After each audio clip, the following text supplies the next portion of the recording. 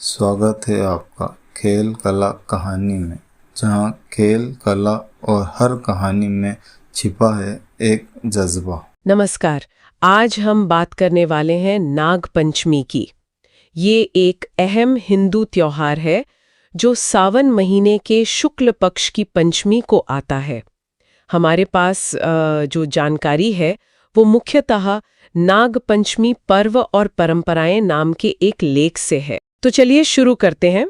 सबसे पहले इस दिन होता क्या है, मतलब मुख्य रूप से?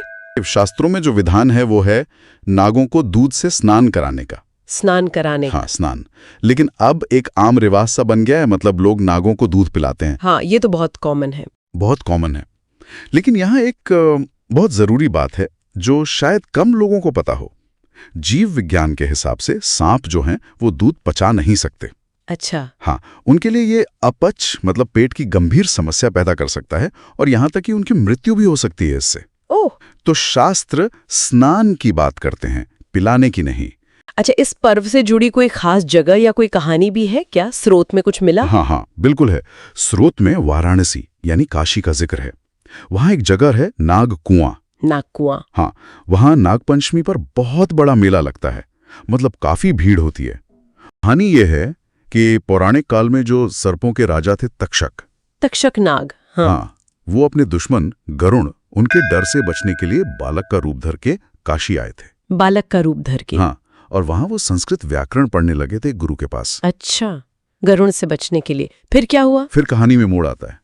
उनके गुरु की पत्नी की कुछ सहेलियां थीं, उन्होंने किसी तरह पहचान लिया कि ये बालक नहीं तक्षक नाग हैं, और ये बात फैलते फैलते पहुंच गई गरुड़ तक। ओह, फिर तो गरुड़ आ गए होंगे। बिल्कुल।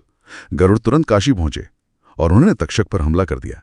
लेकिन कहते हैं कि जो तक्षक के गुरु थे वो बड़े विद्वान थे, उनका बड़ा प्रभाव था। हाँ। तो उनके कहने पर उनके हस्तक्षेप से गरुड़ शांत हुए और उन्होंने तक्षक को जीवन दान दिया, अभयदान जिसे कहते हैं। अच्छा। और तभी से ये माना जाता है कि इस घटना की याद में और गरुड़ के उस अभयदान के सम्मान में नाग पंचमी पर उस जगह जिसे अब नाग कुआं कहते हैं वहां नाग पूजा की परंपरा शुरू हुई। अच्छा, इसके अलावा भी कुछ होता है क्या नाग पंचमी पर? मतलब सिर्फ पूजा पाठ या कहानियां ही हैं? नहीं, और भी चीजें हैं। इसका एक सामाजिक और सांस्कृतिक पहलू भी है। जैसे स्रोत बताते हैं कि भारत के कई गांवों में, कस्बों में इस दिन पारंपरिक कुश्ती होती है। दंगल होते हैं, पहलवान आते हैं, कुश्तियां लड़ते हैं। इस दिन जो खेती किसानी वाले पशु हैं जैसे गाय बैल, उन्हें नहलाने की भी परंपरा है, नदियों में तालाबों में ले जाकर। अच्छा, उनको भी नहलाते हैं? हाँ, शायद ये भी मानसून और खेती से जुड़ा कोई रिवाज हो। 32 शिराड़ा गांव, वहां का जिक्र है कि पहले इस दिन जीवित सांपों का प्रदर्शन होता था। तो अगर हम सार देखें तो नाग पंचमी सिर्फ सांपों की पूजा का दिन नहीं है, इसके साथ गहरी पौराणिक कहानियां हैं।